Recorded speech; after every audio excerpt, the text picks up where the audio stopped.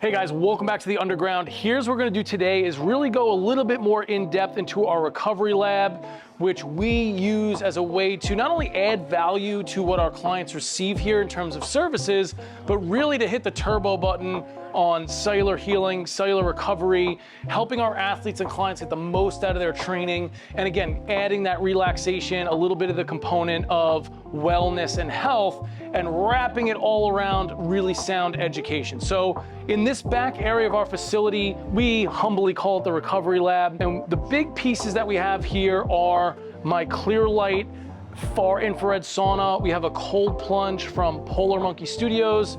We also have the Normatec intermittent compression boots and some red light therapy units. So I kind of want to highlight these a little bit more in depth, what we use them for, what I generally recommend them for to specific clients, and kind of how we incorporate that into the training experience. I'm going to start with what I would argue is my favorite piece. I think the sauna, as far as all of the quote unquote recovery modalities are out there, I think this one has the most far-reaching benefits as a recovery tool, as well as a maybe proxy to training the nervous system and your body to be more resilient to disease states, metabolic conditions, and so on and so forth.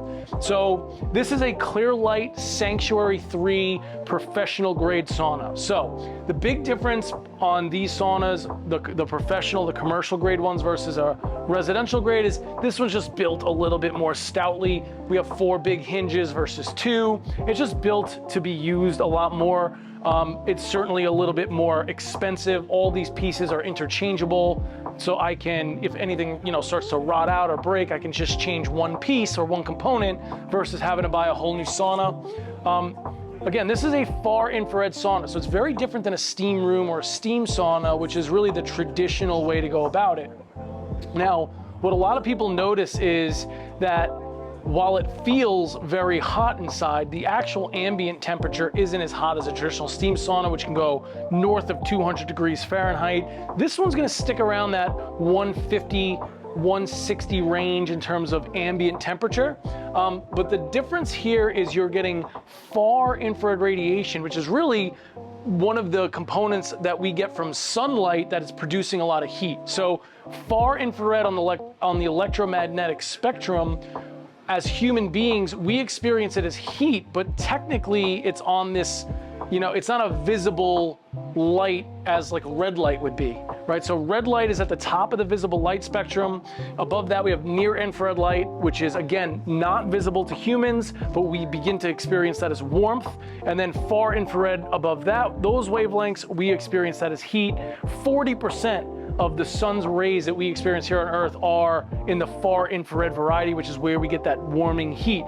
So the biggest piece of like a sauna is kind of taking advantage of the evolutionary button of, hormesis from our environment or stress from our environment. So the basic premise of environmental hormesis is the more you expose yourself to a stress, the more the system super compensates. So if you ever watch The Drive by Dr. Peter Attia, it's his podcast, he talks about this concept of people who die of quote unquote old age really die of arteriosclerosis, which is a hardening of the arteries in our body.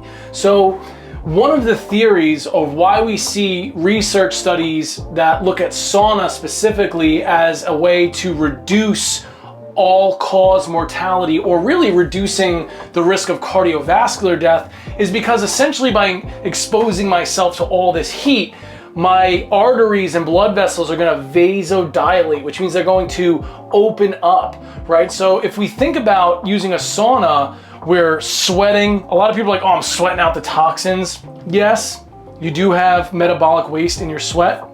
That is maybe part of the health benefit, but the real health benefit here is getting this heat, getting this radiation, and opening up and dilating all the blood vessels in my body. And again, if we think about from a movement perspective, why do we feel so loose once we're warmed up? And the biggest reason is because as we rise our tissue temperatures, our tissues become more supple, because a lot of the viscoelastic nature, or this elasticity, has got this fluid component. As we increase our temperature, the tissues are just more elastic as these fluids become bound by water. So again, from a movement perspective, from a feeling, a reduction of pain perspective.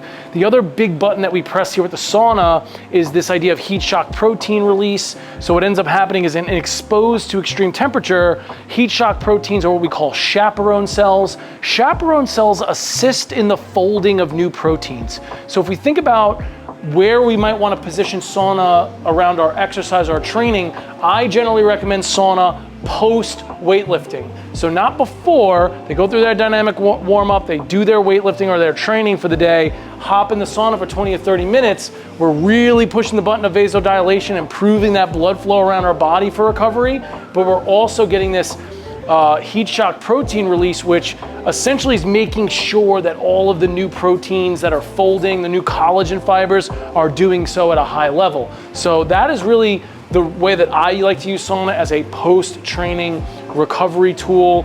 We stack this with some red light therapy and near-infrared lights. You're really getting the full width of light and radiation as a healing source.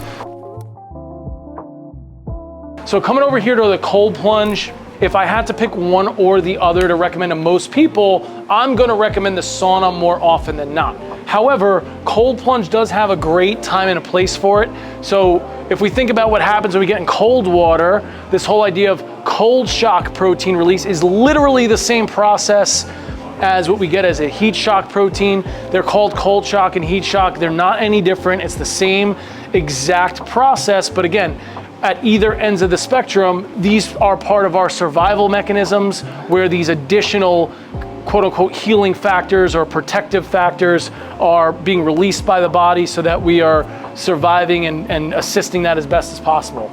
Now, the thing with cold is we do have some research that's suggesting that using cold exposure after training is actually going to reduce your strength, power, and muscle hypertrophy adaptations. So it's not a great recovery tool in the sense of doing this after a training exposure.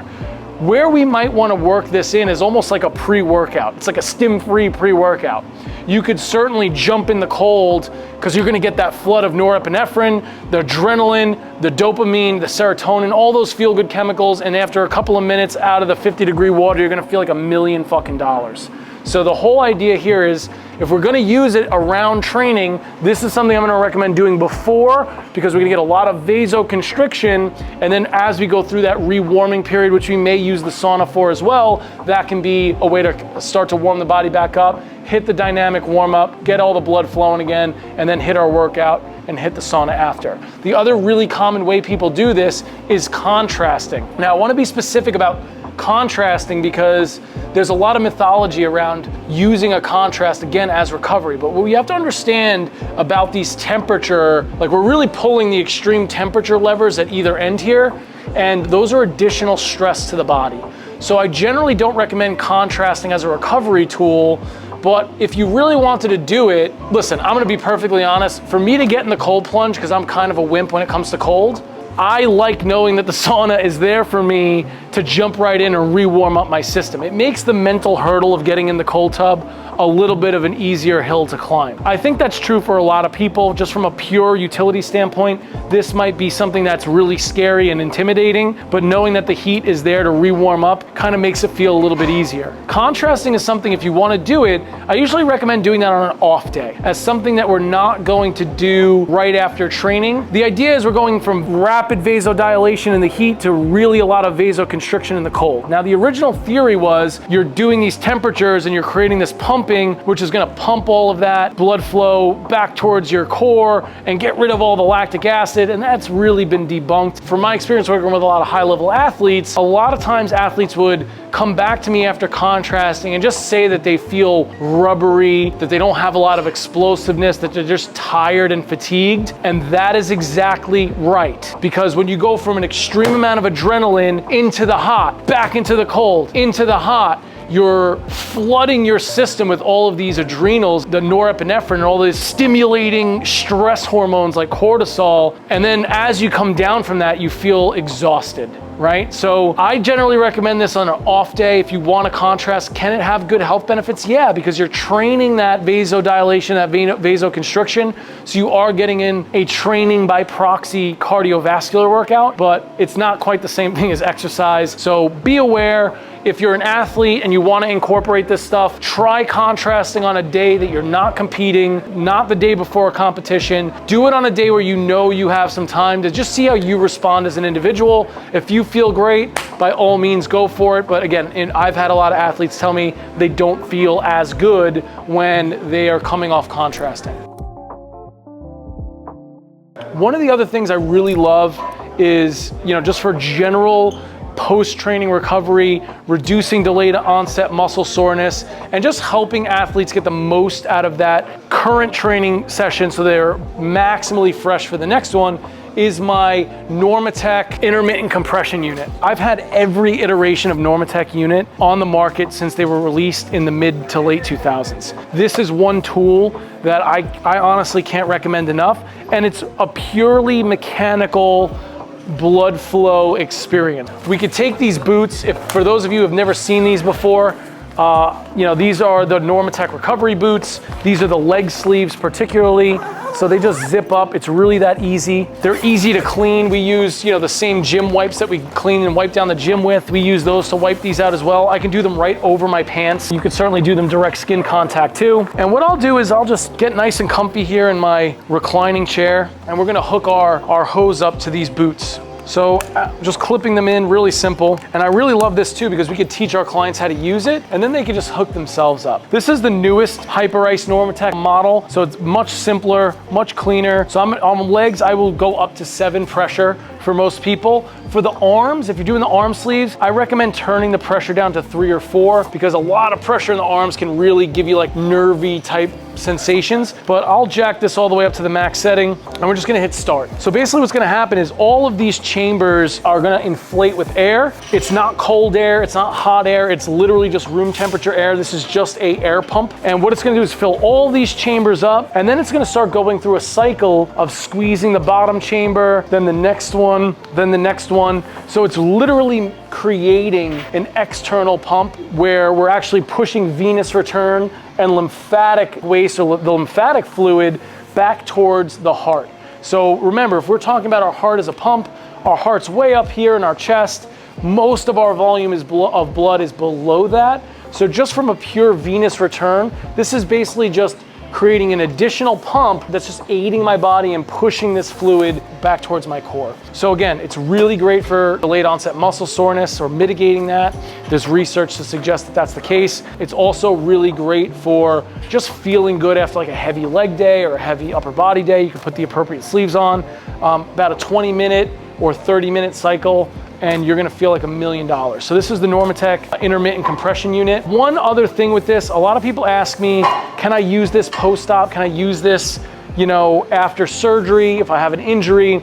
And the answer is yes, but my general rule is the more swelling that's present, the lower the pressure. So if you do have a swollen knee, well, maybe it's a post-op scenario, wait till that incision site is completely healed. Let's just say you sprained your ankle, you sprained your knee, didn't have surgery. Just if there's a lot of swelling, just reduce the pressure down to a 1 or a 2, and then gradually increase it from there. If you put a lot of pressure on something swollen, it's gonna hurt like hell. So just be forewarned that there are some parameters just to generally stay safe. And that is basically the gist of the recovery lab here at the Movement Underground.